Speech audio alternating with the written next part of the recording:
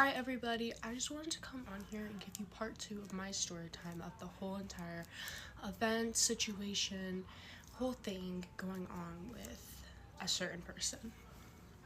I also want to mention that I am doing this to spread awareness and not to slander anybody's name whatsoever.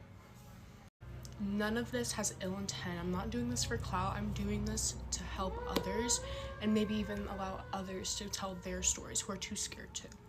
Not even just about this person, but just stories about being sexually assaulted in general.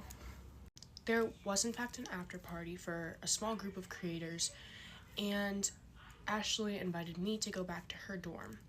And obviously I said sure, because at the time I thought we were friends. I didn't really see the red flags. I hadn't even really noticed and thought about it until the day I was leaving, which was the morning after, which is when I realized that was wrong, but I was still too scared to speak up. So at this after party I went to with my friend Macy. There was quite a few creators there. Ashley was one of them. And at this party, she decided to get drunk beforehand, or she just was not sober. I'm sure she was not sober. Nobody else was drinking, nothing. I don't condone an underage drinking or anything like that. But you could tell that she was not sober. And she was telling me earlier that day about how she hates being sober, how she had to get sent to a mental hospital, how she just did not like being sober, and how she hated it and she wished she never did it, and how she was going to do something about it, and how she was going to break her sobriety that evening. And obviously, me and her friend Melina, sorry if I mispronounced that, we were like, no, don't do that. And so that happened, and I'm pretty sure she still did it. So her friend Melina, I'm sorry if I'm pronouncing that wrong.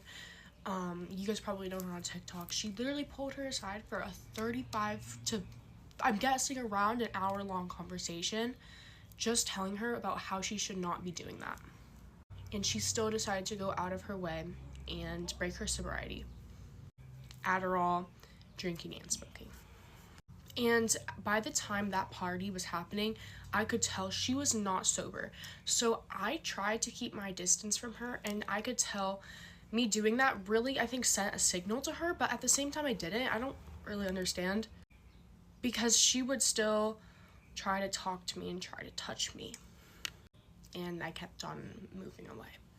But I just feel like it's really messed up to fake your sobriety to all of these people who love and support you and are trying to help you get better, because it shows how serious you're taking it as well, and how you are not taking the time and you're not giving yourself the determination to stick with your sobriety.